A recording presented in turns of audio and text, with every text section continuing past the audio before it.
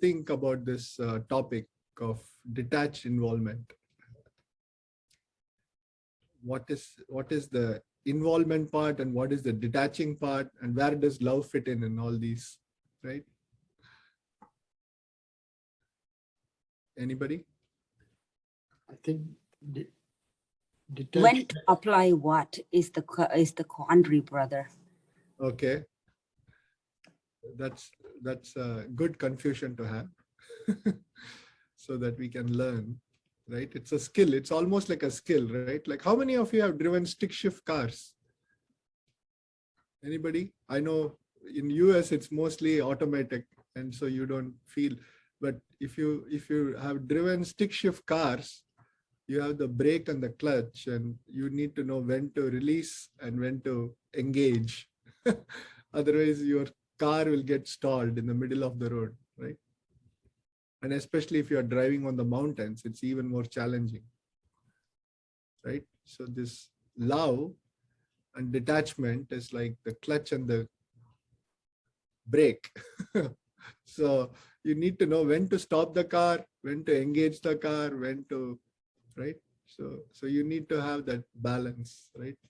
So love, involvement, detachment is like all those three, like the clutch, the gear, and the brake. And it's a skill, because not everyone can drive cars, or not everyone can drive cars smoothly, like people try to jerk. So it's a very, very necessary skill. And what is the place where you use this skill the most? Stoplight. No, not the driving part, but the detachment, involving, and loving part. I think that when the intensity is high in either direction, that's where the challenge comes. I think I would use it with my family and my job the most. Okay. Like at work. Very good. So personal life and professional life. But in the personal life, where do you use it the most? With the family. Like one aspect of the family, you can see it all the time. Which relationship is that? If you have a life partner. Okay. And if you have a close friend. Okay. But your involvement is more towards your life partner, right? Than your close friend day to day, right? And mostly it's attachment, attachment, that is the part. Yeah, absolutely. It goes hand in hand. With children. Yeah. So with children, for sure, with parents, with children, with the spouse, right? And with your siblings. I say at work, because many of us spend at least anywhere from 8 to 10 hours working. Mm-hmm. And so they kind of become a pseudo family in a way, because you're with them all the time. And so that does have a huge influence also. Correct. Yeah. But getting involved in their personal things doesn't happen as much as it happens at home. So there is a level of attachment. Absolutely. Like nobody is attached to your coworker as much as you're attached to your kids, right? And so you have a ranking system here in terms of attachment. Like you can write down the ranking system, like who are you attached to the most, and then work from there and then come down, right? And so definitely parents are mostly attached to their kids, right? More than their spouse. I think that attachment and dependency, those are two things we have to balance. Attachment and dependency. So we have to balance it. That means that if it is too much dependency, then it will be very difficult to detach. So how many of you think that attachment is necessary? Well, there's a question that we're having. Mm-hmm. What do you mean by detachment? Does it mean to disengage? Like, what is it? I think we need to take it a step back and actually try to identify what these terms mean, because I think there's some questions coming up on what is attachment, what is detachment when it comes to relationships. So that is what we are trying to find out in this workshop, Yeah. like the definition of these, but I want to get a general feel of what they think of these words now, right? And then we can try to disseminate their the myths, or the clarity to those words. So what do you think in your general way of attachment? Yeah, I would call it attachment is if you are talking about relationship with person, then you are thinking about that person all the time. And if that person is away from you, you miss that person all the time. That's a height of apex of attachment, I would call it. And then if you are talking about things, that's a different situation. If you love a very good song, and if you are listening to it 24 hours a day or all the time, then it becomes whether it's an addiction or whatever. But so there are extreme of things. And attachment to car, it's a totally different dimension. So when you're talking about things or person, we have to distinguish both, and both are important in life, to attach and detach. So let's hear someone else's perspective. Anybody else wants to? To me, attachment is more emotional, the emotional part of it, that you are very much attached emotionally, it's not. Mm-hmm. You can also be attached and detached at the same time too, I think. Attached and detached. So give me an example. Well, I would think more like work. You're emotionally attached to people, but yet sometimes you have to be detached too at the same time. It's like family too, some family members, you could have a sister you're attached to because she's your sister, but you're really detached from her. Does that make sense? I think it changes by situation. I would call it attachment and detachment changes by situation and your, I would call it emotional stability, if you want to call it, where you know that this is a good time to detach, or this is a good time to attach. So Brother Karthik, would you call it codependency? you can call it codependency. Sometimes attachment works one way, right? Detachment works the other way. And so you are pulled between your attached and detached members. And so what does it all cause? What is the gauge that you have when you know when is attachment or detachment or involvement too much? Right? Like how do I know the balance? When it starts hurting. When it starts hurting. Very good. Yeah. That's a good start, right? Because at some point when you're attached to something and you are not able to reverse that attachment. But brother, what do you say when people say it's natural to be attached? And if you're not attached, then there's something wrong with you. If you don't have any attachments, you're running away from life. And it is natural in life to feel have some expectations. And you're saying detached and you're just wandering away.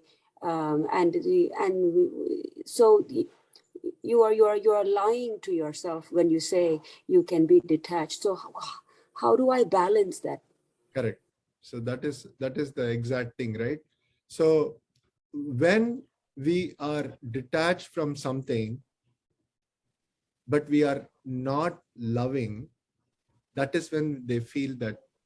So basically, we always equate this word attachment with love. And we want to feel the love. But we also don't want that person to be on our head. sitting on our head, micromanaging us all the time, right?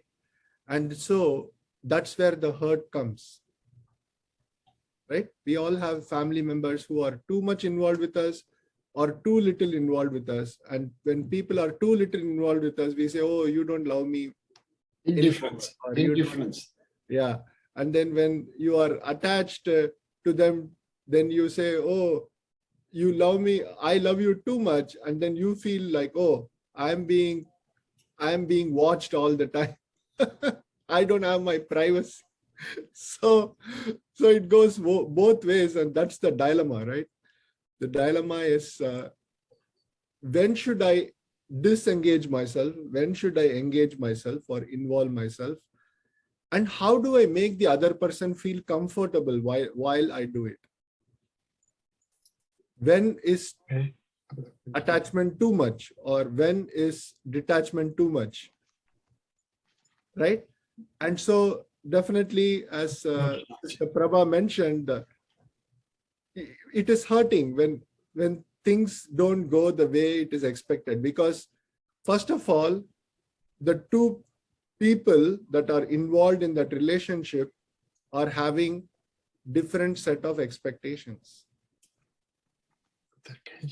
right? So it starts from the root cause is from the expectation. So one has a different expectation from the other. The other person has a different expectation of the person A, right? And so then there is confusion because there is a gap in the communication of harmonizing their expectations. So if I don't first have the harmonization factor, which we call love, right? And that harmonization factor, which is called love, is the love of unconditional love, not the conditional love. Because unless I have unconditional love for each other, it's not going to work. Yes. I was thinking that the way I feel is that you leave all the worries to Baba. So lot of time people intervene because they are worried about things, like if everything is going right, or if things are going the way you were hoping that it would, or something like that. So yeah. Then you leave the worries to Baba and you just send your love to your loved one. Maybe half of your problems will be solved that way. Yeah, so it's good that you are involved with BrahmaKumaris, so you have a method to cope with that kind of situation. Harmonization situation. But for those who have not yet got the spiritual inclination, how can they do it, right? So they have to have this common ground of harmonizing their behavior with each other. Yeah, rule number one, you can't control any person or any situation. You don't have control. You have to accept that from day one. And rule number two, I would call it, nobody has given you right to judge anybody. Those two rules are very important. So we have to make some ground rules. So you can make ground rules in the family, but most of the time the ground rules are always violated. No, I understand, but still it's a good idea to keep them in background. I agree with you. You are right. The ground rules are always established. Every family has their ground rules, but they are always violated. People always step on it. So we cannot say something or our behavior towards someone based on a set of rules. So when I say unconditional love, that's the first thing we have to talk about. How can I be unconditionally loving? So I have to first check myself. Am I this person who at any cost can feel or give that love to the others so that they feel it? If I am not able to do that, I will not be able to maintain that relationship in harmony. So the very first thing for anyone to not complain about us, to give that unconditional love. Are we ready to do that? That's the first thing that we need. Before even we set ground rules, we have to ask ourselves this question: am I ready to love the other person unconditionally? And we do it. It's not that we cannot do it, right? There is one relationship where that unconditional love is always shown. That's the role of the mother, right? We have shown as humans, we have But only with very young unfelt. babies.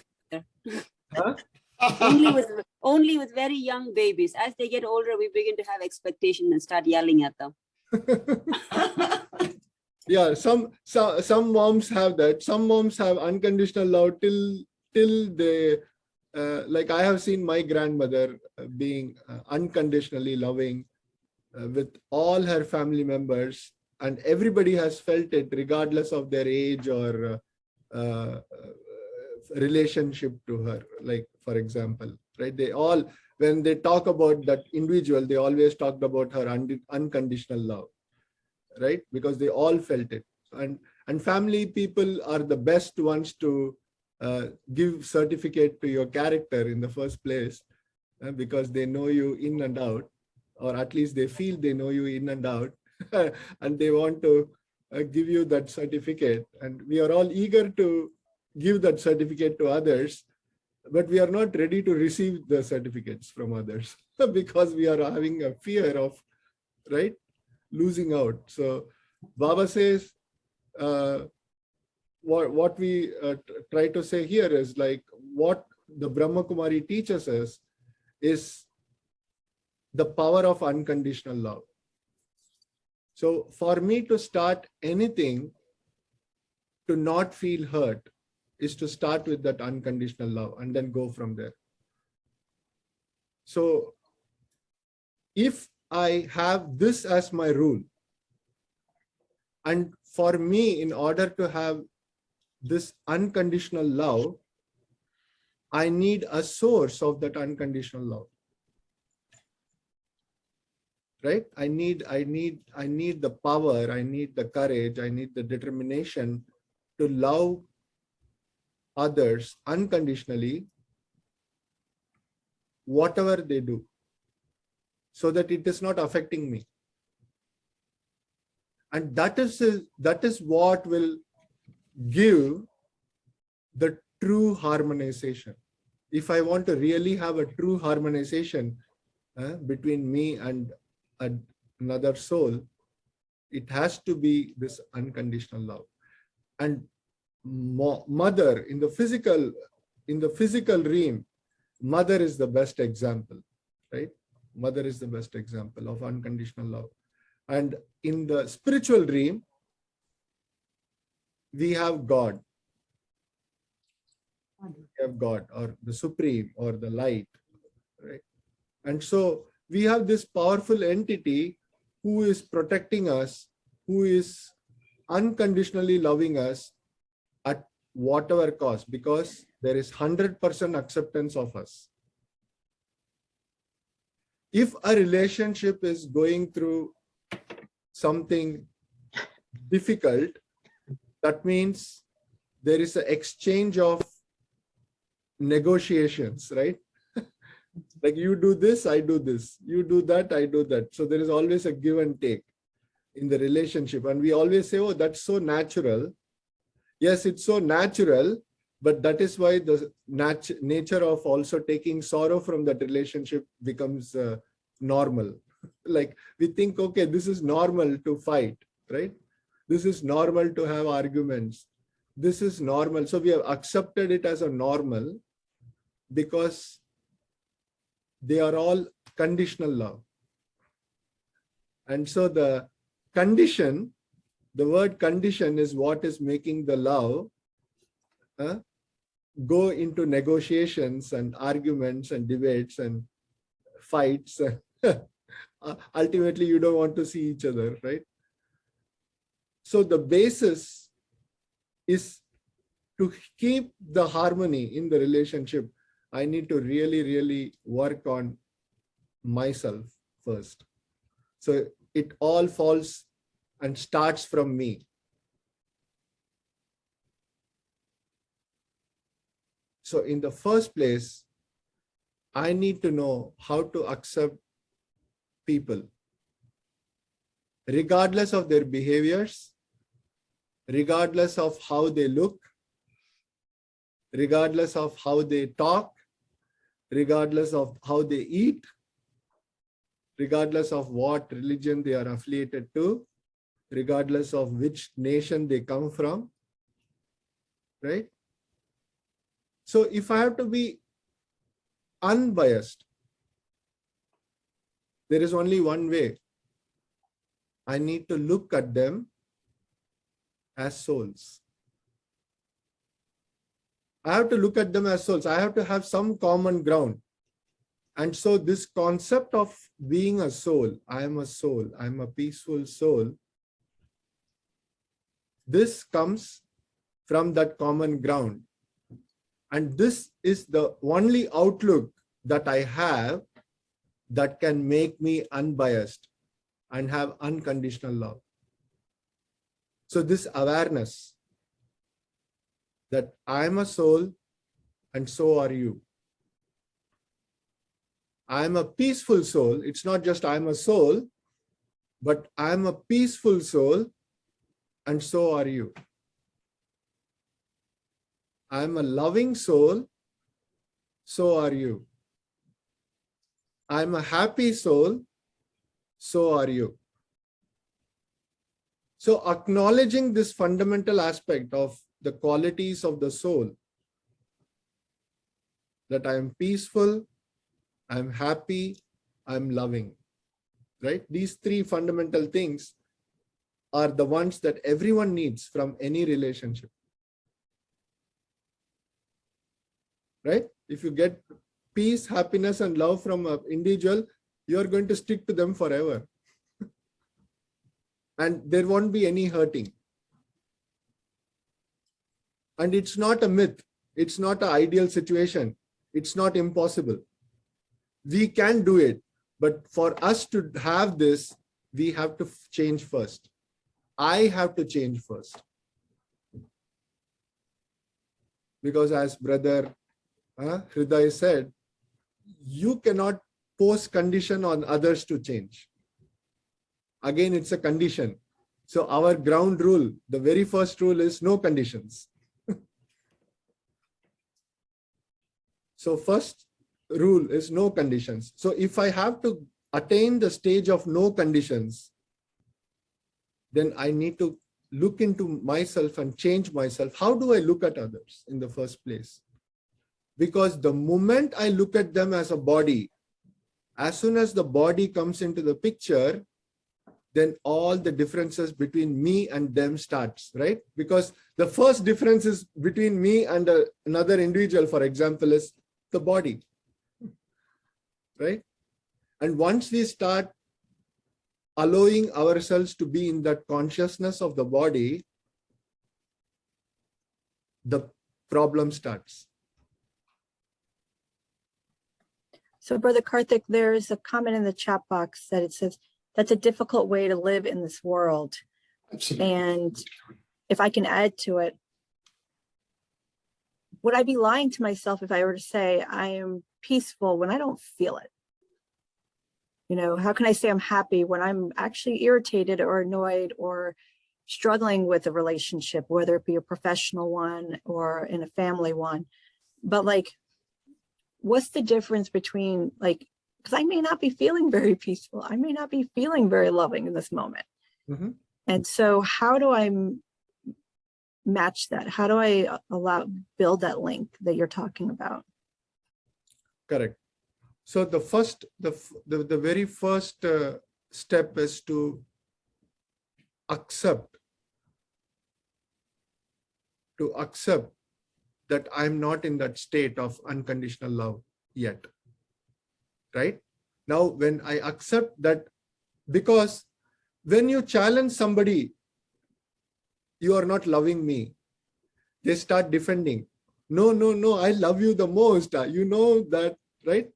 Because what they are trying to say is, yes, I love you, but there are certain set of conditions that I have to love you, but they are not telling the conditions. They are just expecting you to know that condition. Okay? They may not tell you the conditions. Under what circumstances they will love you.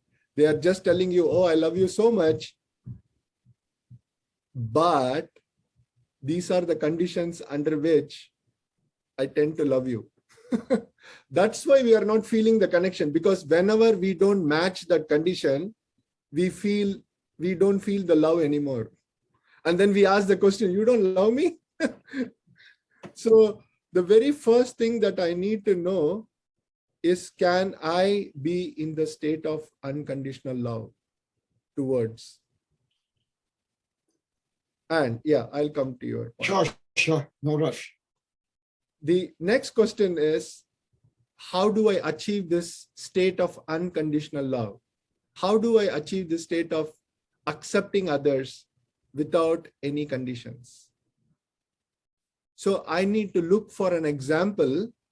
So like I said, I have two examples in front of me. One is the example of the mother in the physical dream, right? And the second example is the example of God. And if I reach out to the second example, because just like Sister Prabha said, the mothers also have some certain set of conditions, and the conditions or the expectations grow with the age of the child. So let's take into account the spiritual dream. Let's look for the example in the spiritual dream. And the spiritual dream, I find God to be the best example, who is able to show that unconditional love. And then I start thinking, if he is able to do it, what is his ground rule? What is his ground rule that makes him do this? Unconditional love. How is he able to do it? Right? So we can't just dismiss that, oh, he's God, so he can do it. I am human, I cannot do it. God says, no, you are wrong. Even you can do it. How can you do it? Because you are not looking at others the same way as I, God, look at them. So then we ask God the question, God, how do you look at them? How do you look at us?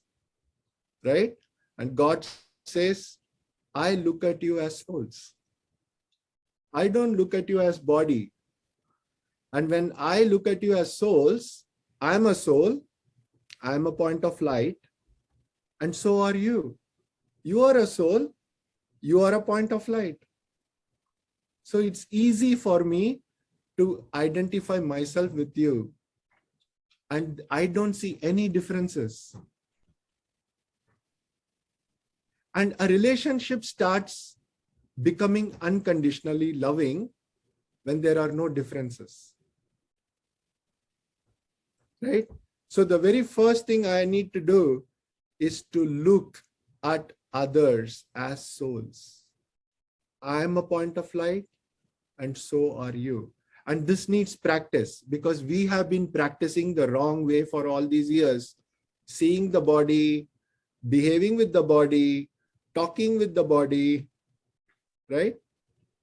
And we say everybody, right? Everybody. So we have been using this word everybody or anybody, right? We are always with the body. We don't say every soul, any soul. No, we don't say that. Not even in our talking. Right?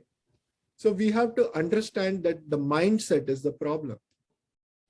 The mindset is the problem. It's high time that I need to get a new mindset. Unless I get a new mindset, I will not be able to change my behavior towards others. And if I don't change my behavior towards others, guess what? They are never going to change their behavior towards you anytime. You are constantly going to have this problem of involvement. and this tug war of detaching and attaching and detaching and attaching and detaching and attaching, because it's going to be a tough thing, right? And it's going to hurt. We have two questions in the chat box. I don't know if you Sure. saw them. No, I didn't. Does setting healthy boundaries help with unconditional love? Mhm. And the second one is, don't you think there are humans who have no souls or good souls?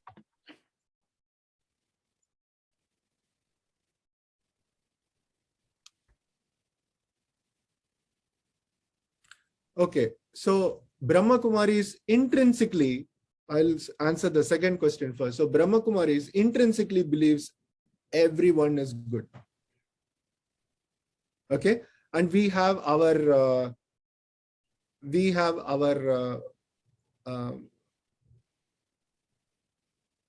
what do you say, reason for believing that. As a soul, our fundamental operating system is peace, love, and happiness, for sure. We cannot deviate from these things, because the only way I know that this is my fundamental operating system is if I deviate from this anytime, I don't feel comfortable. I may not love others, but I want to be loved. Even Hitler had a girlfriend. He was in love. Okay, so love is an intrinsic part of the soul. You can't take love away from the soul. I may not love everyone, but I may love someone. Maybe not human, maybe I love animals or plants. I have to love something. I have this quality of love in me. I have this quality of happiness in me. I do have this quality of peace in me.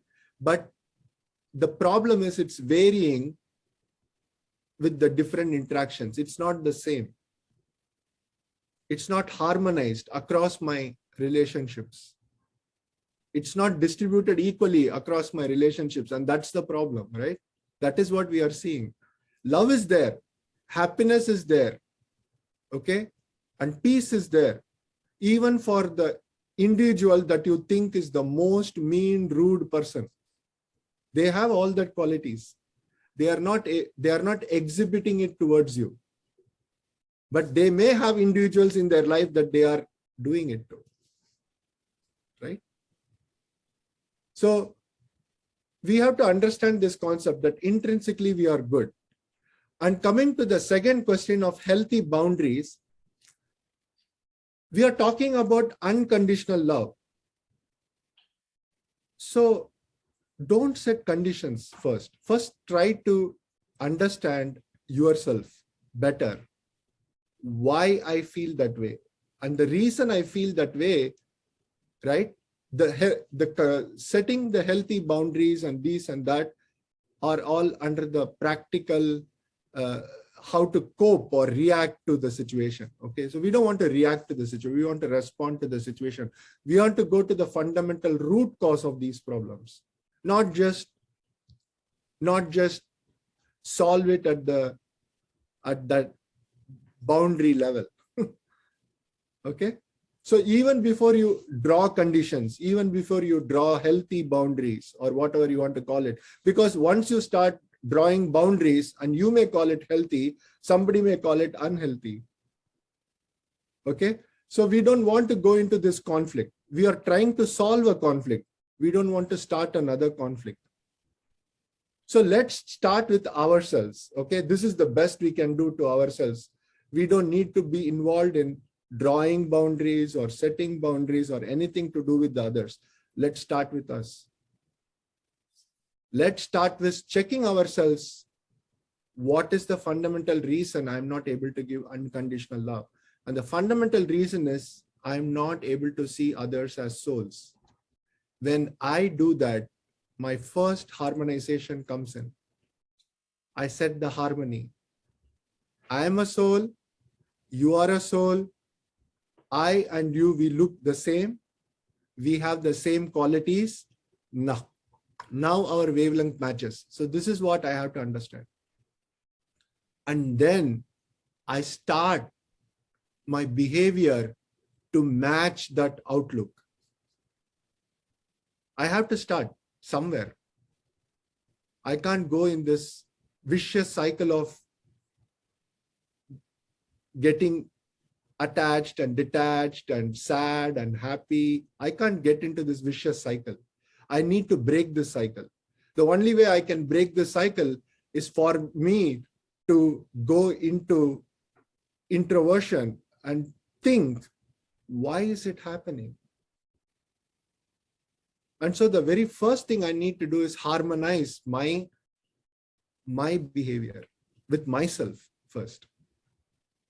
If I don't want any conditions, I need to first accept that I can love others without condition. And the only way that can happen is if I am in the awareness I'm a soul. Unless I have this awareness that I'm a soul, I can never reach that state of unconditional love. It's not impossible. I just need to change my behavior. I need to just change my outlook. And that needs practice. Now coming to the second point. How do I do that? So now I said, I have a perfect example in the spiritual realm, God. And so when I connect my intellect to God and build that relationship with God, I will get the energy, the power to change myself, because I have an inertia to change. I can't change anything myself, right? Because the Newton's law is anything and everything that has to change needs an external force. I can't change myself. I need an external force. And that external force better be someone who is practicing that unconditional love. Right? I don't want that external force or the external influence to be somebody who is not practicing unconditional love, because then I will not have unconditional love, because what is influencing me right now is somebody who is not practicing that behavior. I want to have somebody in my life who is having that behavior. So integrating God into my life is very important for me to exhibit the same behavior. I need to know who my friend is. My friend is God. Or my parent is God. I need to build the closest relationship. And the closest relationship is what is going to influence you the greatest. So if I need to change my behavior like God, I need to be connected to God the most. So my influence is directly from God and no other. Yeah? You all agree? Yes, we agree. If Yeah. my behavior has to change to something that I wish to change, I need to be associated with that person. And who else is the best person to show unconditional love than God? So I need to get God in my life. Om Shanti, brother. Yes. When I began to practice this thing that you're saying, right? Be soul conscious. It's like, you feel like a fool. You're like, what am I sitting here and saying I'm a soul? But I began to think of it in terms of God is my car seat and the seat belt is my connection. And when I engage with anything, as long as, and God is kind of like a goalpost, like a role model of your own best qualities. So that was the most practical way that made sense to me. Otherwise, I end up saying, well, I'm not God, I'm just me. And I put myself down constantly. So for me personally, I began to think of, I am in God's car seat and God's got his arms around me and I have to function from this place. And that was kind of like an everyday practice. It feels silly at first, but talking about what you're saying, begin to practice being a soul. Correct. So I have to stop this phrase, I am only human, right? Whenever I say that, I limit myself to saying that I cannot go to the state of unconditional love. Forget it. I will never be that person who has unconditional love for others, because I'm not God. I'm only human, right? So I should get away from this phrase, I am only human, or to have this phrase, to err is human, to forgive is divine. So we always try to, it's a low self-esteem thought in my, like, I am only human. Why should I not be unconditional love? Why? I challenge myself, why I cannot be that, right? I want to be that. I like to be that. Others like me to be that. So I should change. And that only comes with courage, determination, and effort. We have to make the effort to be that. And just not say, if we are ever said as humans, we've ever said that everything is impossible, and they sit, what would happen? Do you think you will have everything that we are using, the Zoom that we are using, this technology? You think if humans just said, oh, I'm only human, I don't want to do anything, everything is impossible, and I sit at home, none of these things that we are enjoying, these facilities, would ever happen. When we push ourselves to do the best, when we push ourselves to change ourselves for the better, when we push ourselves to do the impossible, that's when we find our true potential. So it's like anything else. If I can reflect the behavior of God, the only way that I can do that is to be associated with God every day.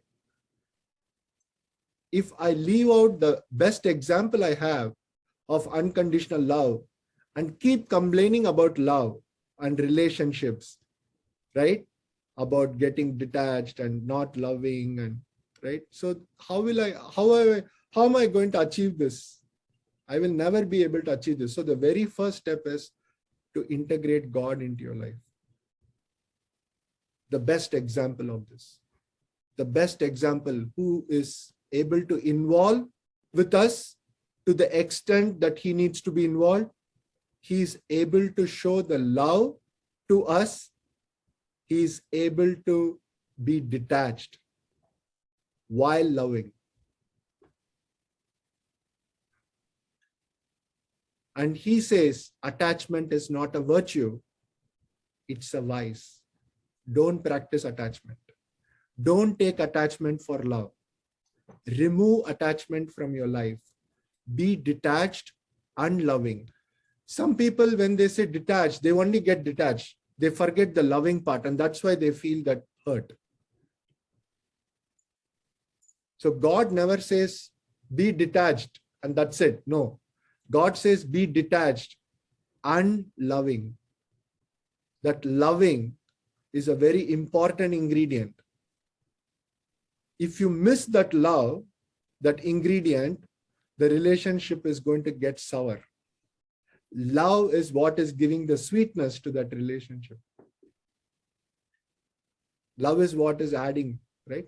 When you miss an ingredient in the cake, right? You miss to add the sugar part and you bake the cake. How would it taste? It's not a cake anymore. Nobody would call it a cake, right? The important part of any relationship, anything that we do, is love. And this love has to be unconditional. And for us to have this unconditional love, this detached and loving nature, I need to practice it with the best person that I can find who shows this. And that's God. You can't find a better person than that. So I need to keep the company of God with me. And so BrahmaKumaris teaches us the methods to keep our company the closest, to make God our companion. Right? And that would solve the problem of this dilemma of when I should get attached, when I should get detached. God says, don't get attached. Be detached and loving. So this detached involvement, this involvement part, this word involvement is actually talking about unconditional love, the pure love that every soul is, looking for, searching for, right? We have a very good example in our biology, right? The blood. The blood has a protein called hemoglobin. And the hemoglobin, the protein, is having at the center of the protein, it has this atom called iron. And the iron is in a very vulnerable state.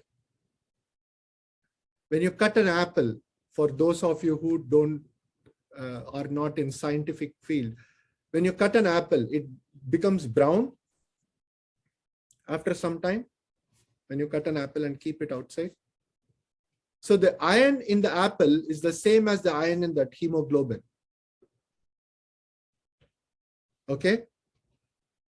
But the body is able to maintain the iron in the same state like it's able to maintain. It's as if the body is able to maintain the apple white as it was cut fresh. Inside the body, it never turns brown, even though it binds oxygen, the oxygen we breathe. The hemoglobin is the one that carries the oxygen and delivers it to the cells, right? But that hemoglobin, the iron in the hemoglobin never turns brown. Never turns brown, because brown means rust. That means iron has become iron oxide. But the iron in the hemoglobin, even though it binds to oxygen, it's not turning into iron oxide. Right? And then the same protein, the hemoglobin, when it reaches the cells, it gives the oxygen and takes the carbon dioxide and gets it back to our lungs.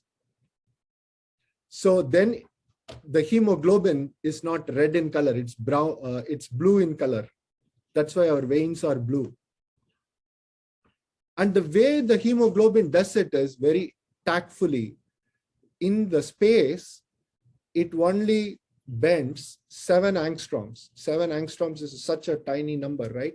It's 1, what do you say? 1 to the 10 power minus 10. That means 1 divided by 1 followed by 10 zeros of a meter. Okay, that's an angstrom. So you see how small that length is. So spatially, the hemoglobin is only twisting 7 angstroms in the space to bind carbon dioxide. Okay, all it has to do is adjust itself 7 angstroms to leave the oxygen and take the carbon dioxide.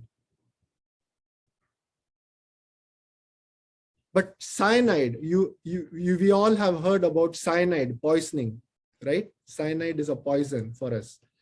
When we accidentally, let's say, eat cyanide, cyanide binds to the hemoglobin permanently. It can't come out. Okay? So our life is the best example of detached loving.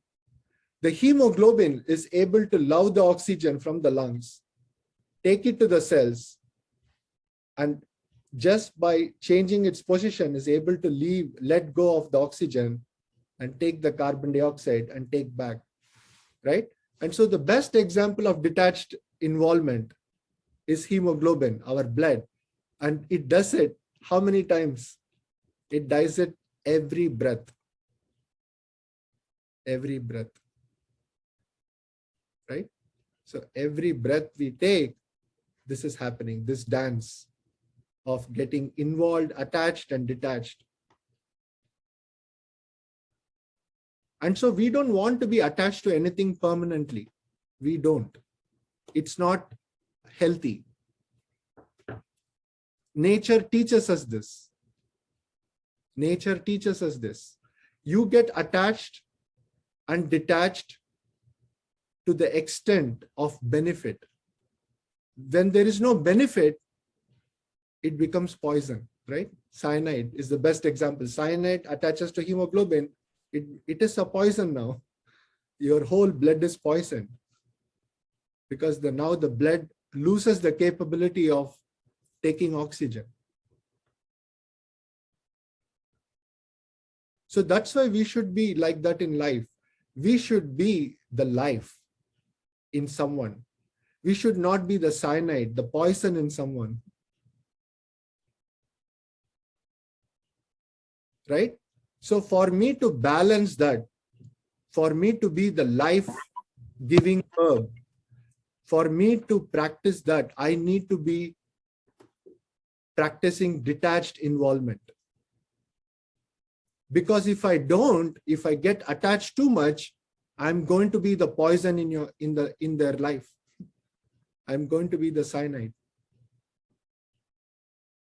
So I need to play this beautiful dance of detached involvement. And for that, I need to practice unconditional love. And the unconditional love only comes by having God as my companion. There is no other way. So did we get to all the questions in the chat box? I want to make sure we got to them.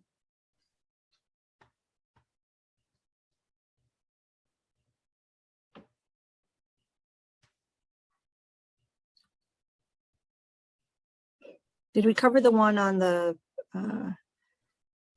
loving people unconditionally who don't believe in God? Yeah, it doesn't matter who they are. But are you that person who is doing the unconditional love? And that will change them. Believe me, I have seen. I've practically experienced loving somebody unconditionally and changing their behavior for the better.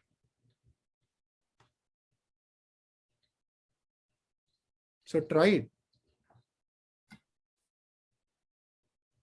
Any other questions or comments?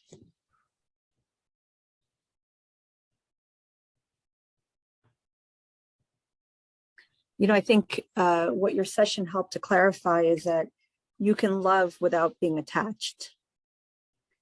And it actually would be more consistent and altruistic love if there wasn't this expectation that was connected to it, is what I'm hearing, or this conditionality.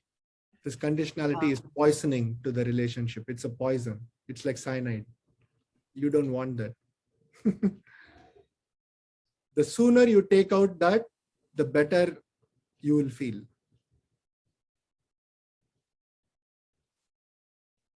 So it kind of feels like a big order if I have to try to transform my relationships in one big move, like step. But the very first step is to go inside and check, am I ready to be that person who want to give unconditional love? Yes, I am ready. If I am ready, then the next step is to find the person who does that behavior, shows the behavior the best, and that's God. Integrate him to my life, make him my companion, and then I will be able to show that unconditional love to others, just like God shows that to me. And when I do that, then I will inspire others to follow me. Because so Ronnie has a comment in the chat box of, so be loving without any expectations. correct. And then we have a question in the chat box from Basu, if you wanted to read that.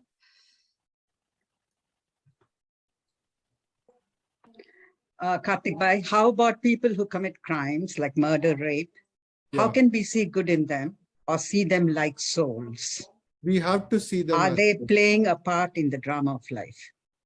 Yeah, we have to see them as souls because we have examples of people, right? Like we have we have a person who was a dacoit, who changed for the good and is now teaching spirituality to others. Okay, so we in BrahmaKumaris, we do services to prison. We go to prison. Even in US, we do that. We go to prisons and we do serve. You know, and what we see is they are good people. BrahmaKumaris, I'm telling you, we truly believe everybody is good and everybody can change to be good. So don't eliminate anyone, because it's unconditional, right? If God starts discriminating like we do, this place, you always see humanity in the worst of the circumstances. You always see humanity. It's like we tell kids in elementary school, or even any young people all the way up to high school, you are not a bad person. You just made some wrong choices, and that does not end your journey. So in this case, we don't even need to have any conversation. So what I'm trying to say is, when we practice this unconditional love, like God, right? The silence is going to give that power to the soul without us talking anything, without us talking a word. Our silence and our conviction that the soul is exactly the same qualities as me. And what are our qualities? Peace, love, happiness. Basic qualities that we can't change. Peace, love, and happiness is our intrinsic quality of the soul. And without talking, that soul is going to realize that. Because that's how we are wired. We are wired this way. We are not wired the other way. What we see the other way is just a temporary effect, because we are in the consciousness of the body. So all I have to do is change my awareness from body consciousness to soul consciousness, and it's going to do the magic. It's going to be really magical, but it works. Yeah. So it doesn't matter. They are murderers. They are people who rape. Doesn't matter. When they can be changed. It's not impossible. We have examples who have changed, who were murderers, right? We have examples. BrahmaKumaris still does prison services. They still do. In India, here, I'm sure all over the world.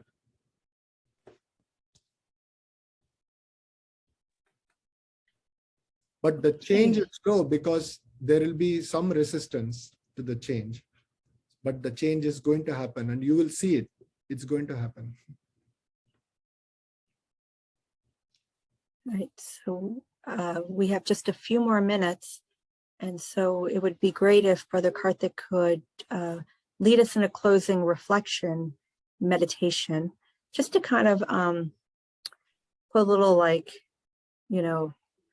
opportunity to just, not closure, but just at least a continuation of this conversation in your own processes and reflections. But quick announcements.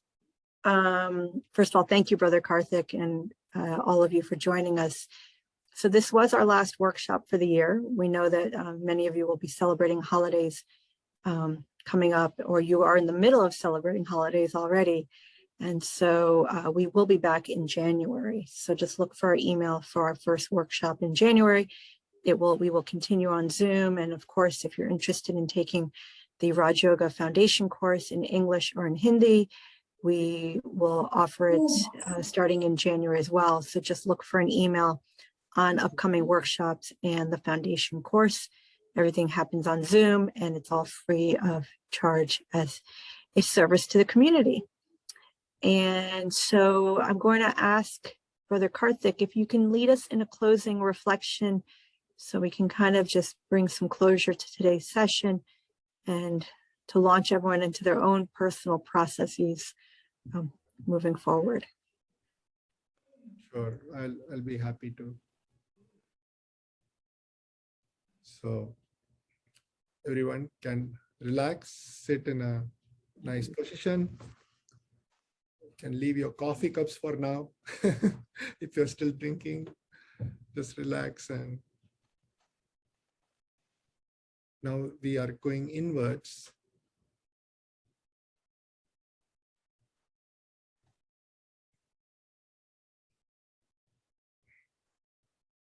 And when we say we are going inwards, we are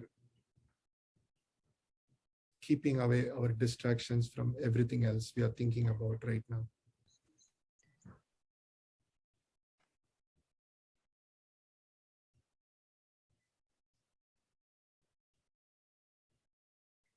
As I see myself withdrawing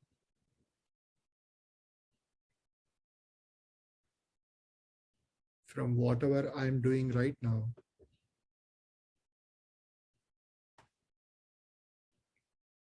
I'm going inside to the deepest part of my consciousness.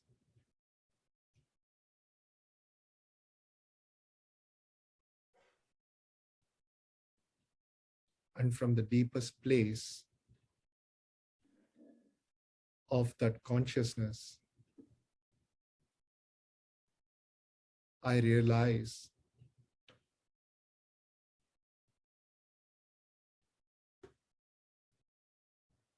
I'm peaceful,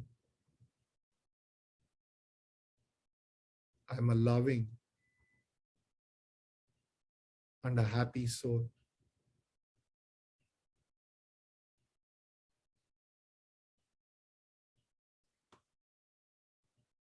I realize these qualities of myself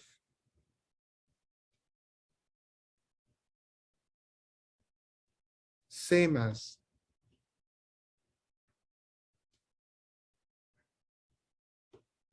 my eternal parent, my true companion, God.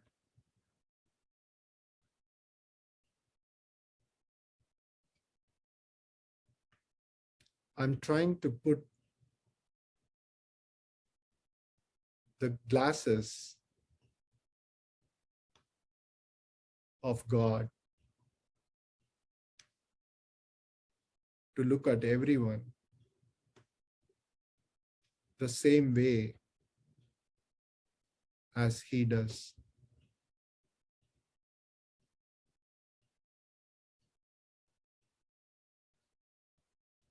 And I see He practices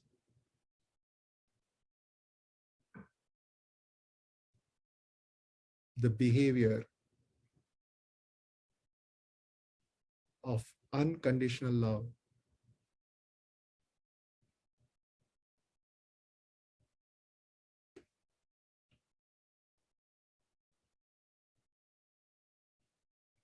I'm influenced by His behavior since He is my closest.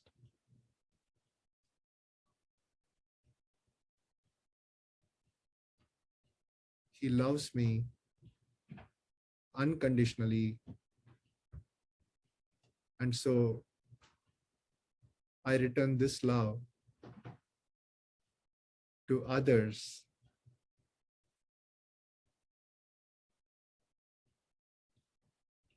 as a paid forward.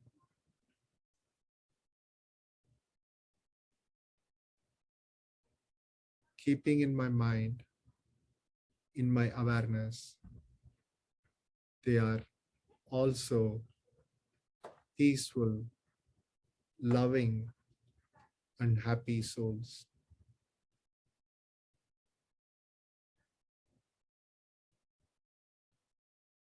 this detached and loving nature is the breath of my life.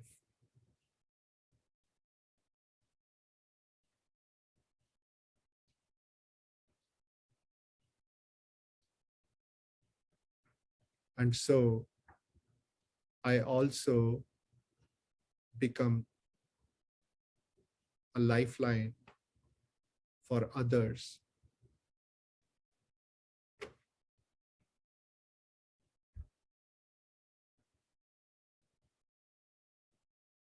Attachment is a vice. And I want to move away from being attached.